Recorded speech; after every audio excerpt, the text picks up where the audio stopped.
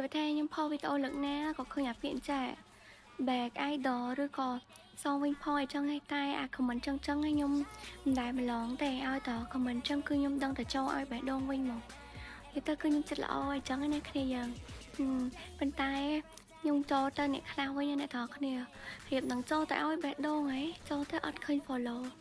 គាត់តែឃើញអត់ follow គឺខ្ញុំអស់អារម្មណ៍ឲ្យបេះដូងមកអ្នកទាំងគ្នាហើយ comment ចឹងចង់ឲ្យគេឲ្យបេះដូងអីបើអត់ follow គេផងហើយហត់ណានិយាយទៅគ្នាយើងអារឿង like ឲ្យគេឬក៏ comment អីហ្នឹងខ្ញុំតែចេះចិត្តអាក្រក់ទេឲ្យតែខ្ញុំឃើញ comment ចឹងគឺខ្ញុំឲ្យ back ឲ្យវិញរហូតហ្នឹងហើយពួកអីខ្ញុំគិតថាចាគេឲ្យបេះដូងយើងគេ comment យើងគ្រាន់តែឲ្យគេវិញវាមានអីខុសប៉ុន្តែមួយទៀតអ្នកនរគ្នាចូលមក comment ចាសងវិញផងឬក៏ back វិញផងអីដល់អីចឹងអីប៉ុន្តែចូលទៅមើល account អ្នកនរគ្នា private ដល់ចឹងខ្ញុំកៀងហ្នឹងមែនតាហើយឆ្ងល់ដែរបើសិនចង់គេ back like ឲ្យ like ឲ្យបេះដូងអីវិញចឹងផង follow គេមកសួរឲ្យបេះដូងគ្នាទៅវិញទៅមកមិនចឹងមានអត់